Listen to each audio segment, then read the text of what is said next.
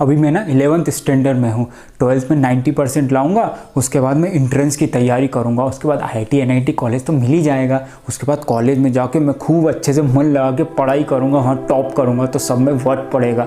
उसके बाद ना मैं अपनी एक गर्लफ्रेंड बना लूँगा, हम दोनों मज़े करेंगे। दोस्तों को जलाने के लिए फेसबुक का स्टेटस सिंगल से इन रिलेशनशिप कर दूँगा। उसके बाद ना कॉलेज में अच्छी कंपनियाँ आएंगी तो मैं इंटरव्यू क्रैक करके और US UK में लाखों के पैकेज पर बैठूँगा, मज़ा आ जाएगा। अपनी गर्लफ्रेंड को भी बोलूँगा कि तू भी इसी कंपनी में इंटरव्यू देते, फिर हम दोनों साथ जाएंगे US UK, शादी करेंगे, मज़ा आ जाएगा, साथ रहेंगे।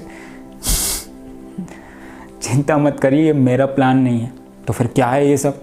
ये है हमारी सपनों की दुनिया, जिसमें हम सुबह से रात तक जीते रहते हैं, जिसका रियलिटी से कोई कनेक्शन नहीं रहता। तो अब बात आती है कि फिर क्यों हम ख्यालों की दुनिया में जीते रहते हैं, क्यों हम अपने आप को झूठी दिलासा देते रहते हैं? वजह है एक डर।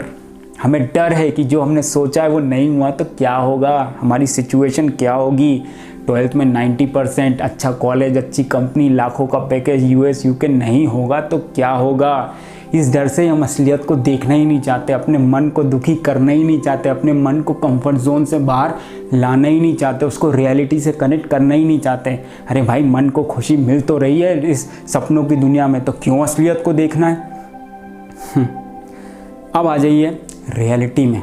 आपने बोला कि आपके 12th में 90% आएंगे, क्या आप 100% कन्फर्म है कि आपके 12th में 90% आने वाले? नहीं, बिल्कुल भी नहीं।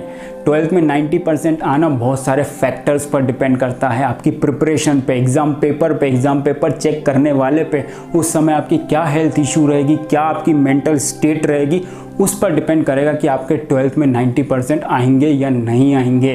लेकिन हम ऐसा सोचते ही नहीं हैं। हम ऐसा सोचते ही नहीं है कि हमारे 12th में 90% नहीं आएंगे तो क्या होगा।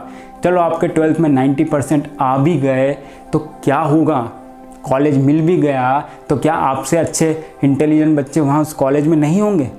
क्या आप बनने चले थे रेंचो, बन गए चतुर रामलिंगन तो? लड़कियों को आपका चेहरा ही पसंद नहीं आया तो?